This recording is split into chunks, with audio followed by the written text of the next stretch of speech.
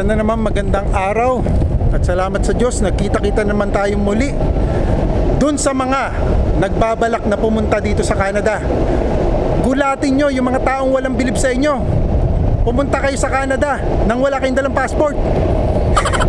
Joke lang mga kababayan, syempre hindi ka pwedeng makapunta dito sa Canada nang wala kang dalang passport. Pero ngayong araw na ito, yan nga important na pag-uusapan natin, na para maiwasan nyo na kayo ay ma-offload.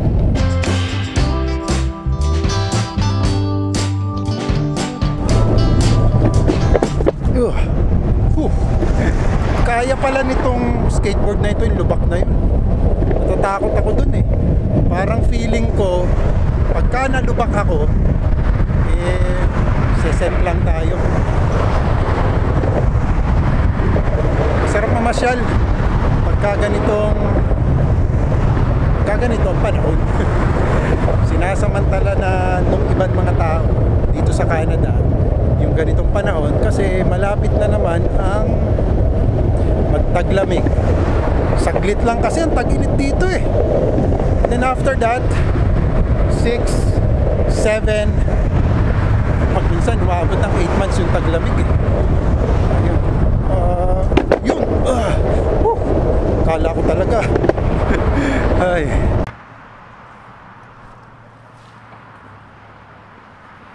Eto mga kababayan, kaya ko po nagawa ang videong ito is dahil dun sa isang kabayan natin na nagtanong sa akin or nag-comment dun sa isa kong video. Sabi niya, galing ito kay Leo Martin 9382.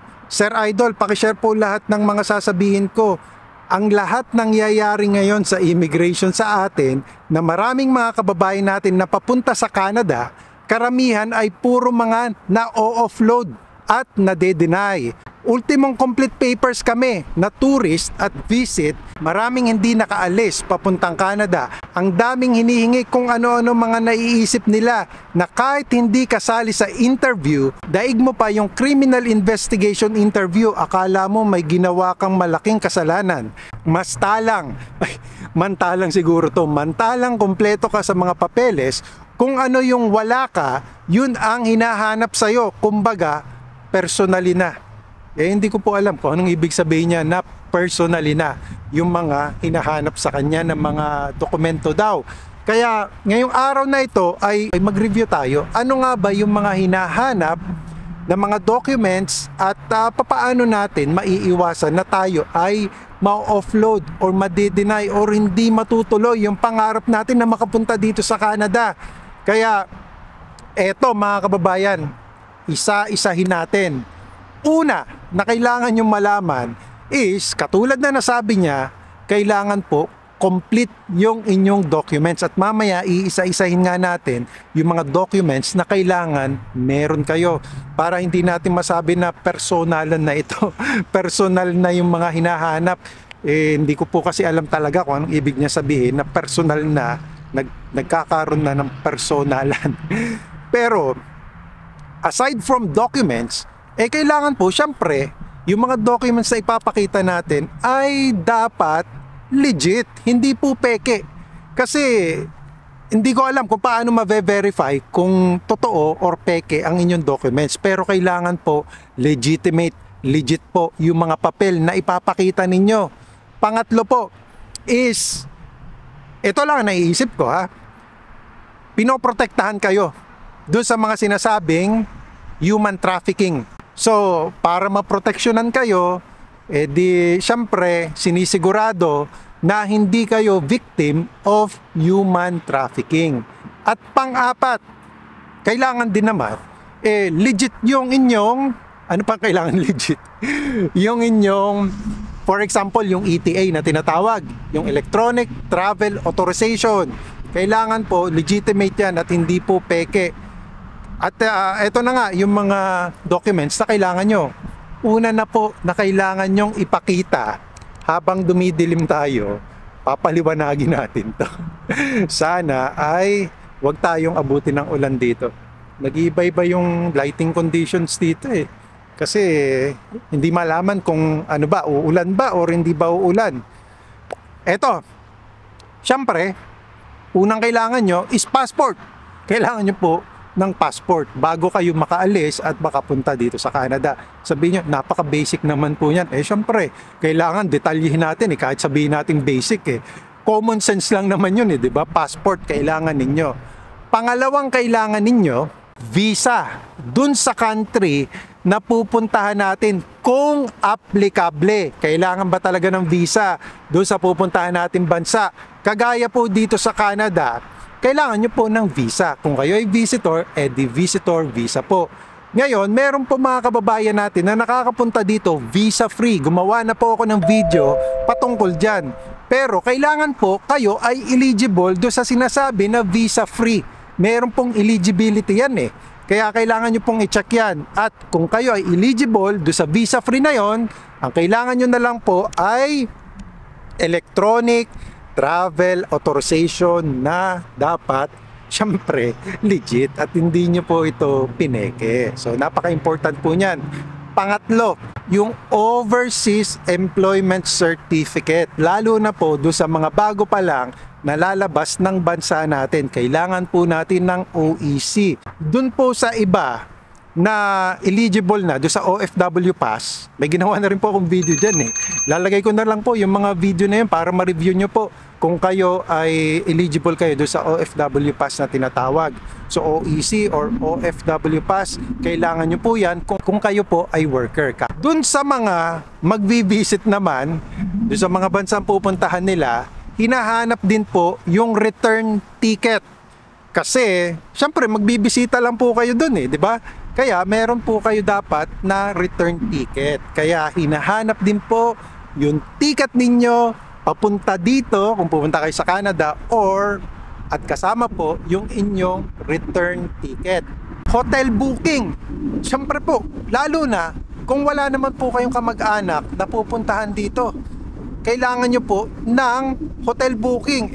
Saan po kayo tutuloy? Diba? Kasi tatanungin po kayo, saan kayo tutuloy? Pagpunta nyo doon sa bansang pupuntahan nyo, hindi nyo pa alam. Kailangan po, nakabook na kayo doon sa hotel para masabi nyo na dito ako tutuloy. Kasi wala naman akong kamag-anak doon, magtuturista ako doon, magbibisit ako doon. Kailangan nyo pong mag-book ng inyong hotel. Travel insurance, not necessary but is advisable na kumuha kayo.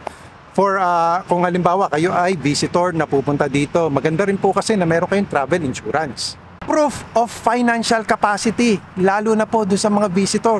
Kailangan nyo po na mapatunayan na syempre, pag magtuturista po kayo, alangan naman pong pupunta kayo doon sa bansang yon nang wala kayong kadaladalang pera. Obvious na mga kababayan, kasi paano po kayo makakasurvive, di ba? Kung wala po kayong pera, kailangan po ng proof of financial capacity. Yung kasunod po ay proof of rootedness. Ano po yung proof of rootedness? Proof of na, ano ba ang root? Ugat. May dahilan ka na bumalik ka dun sa bansang pinanggalingan mo. Like from the Philippines, meron ka talagang dahilan na ikaw ay babalik sa Pilipinas. At meron kang strong ties sa Philippines. Ano po yung mga yon? Maaaring property mo.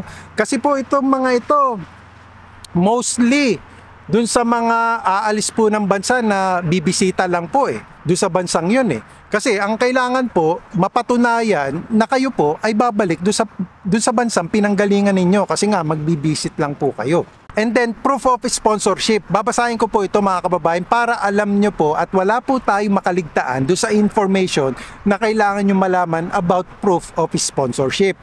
Ito po, if unemployed, it is necessary to have a family member or relative who can support your travel. These are the documents that can be presented. Invitation or sponsorship letter, a letter from the sponsor indicating that they are inviting us or you and they will support your travel financially with sponsor's signature. Affidavit of support and guarantee must be authenticated at the Philippine Embassy, consulate in the country where the sponsor is. Proof of your relationship with the sponsor. These are the documents that can be presented as proof of relationship. Kailangan po syempre yung pictures together, meron po kayong chat conversation at may mga emails. Now next, nakakailanganin nyo po CFO certificate when we have a foreign national partner, fiancé, spouse who meets or reunites in another country. We need a CFO guidance and counseling certificate.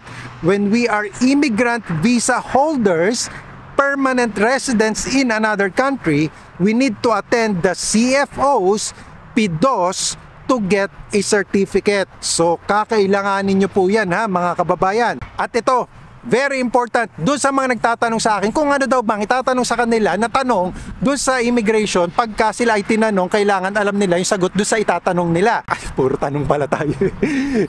Napaka-important po para malaman nyo yung isasagot nyo doon sa katanungan nila. Unang-unang itatanong sa inyo, where is your destination? Saan ka ba pupuntang bansa? Pangalawa, anong gagawin mo sa bansang yon, di ba? Napaka-logical naman at ito naman po, common sense lang po na dapat alam nyo kung saan kayo pupunta at kung ano yung gagawin nyo sa bansang yon. When will you return to the Philippines? Kailan kayo babalik sa Pilipinas? Maaari ding itanong sa inyo, what is your occupation in the Philippines? At kung meron kayong return ticket, siyempre, hahanapin sa inyo yung return ticket ninyo.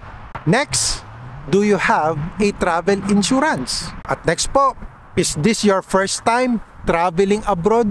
Are you traveling alone? Kayo ba ay magta-travel na mag-isa? Sinong bumili ng ticket mo? Baka yan na yung sinasabi nilang pinepersonal na ako. Hindi po kayo pinepersonal. Inaalam lang po, sino ba talaga ang bumili ng ticket ninyo? Kung kayo po ang bumili, bakit naman pe-personalin nyo yun, di ba? Sabihin nyo lang, ako ang bumili ng ticket na ito. At lastly, kung kayo mag-visit, how many days are you visiting in that country? So yan po yung ilan sa maaaring katanungan na itatanong sa inyo. At kailangan po, syempre, confident kayo dun sa isasagot ninyo at alam ko naman po, hindi kayo magsisinungaling dun sa inyong isasagot. So, sana po mga kababayan, kahit papaano ay nakatulong yung mga information na isinare ko sa inyo para sana naman ay maiwasan na kayo ay ma-offload. So, yan po mga kababayan. At kung kayo po ay nakaranas na kayo ay ma-offload, mag-leave na lang po kayo ng comment below. At baka sa susunod na pagkakataon ay pag-usapan po natin yung inyong mga experience at alamin din natin kung nakatulong ba ang video ito doon sa mga hindi naman na-offload at nakapunta dito sa Canada or doon sa bansang pangarap nyo na puntahan. Hi. And that's it for me today mga kababayan. I hope you like this video. If you do, please give it a thumbs up. And as always, more tips, information sa katulad nito and doon sa mga naghahanap ng opportunities, more opportunities to come. I will see you, God willing, on my next video. Samahan nawa kayong parati ng Panginoon sa inyong pang-araw-araw na buhay at sa inyong mga pag-apply. Magandang araw po sa inyong lahat. Ang sarap ng hangin. Ay, ayos. Medyo relax ng konti tayo.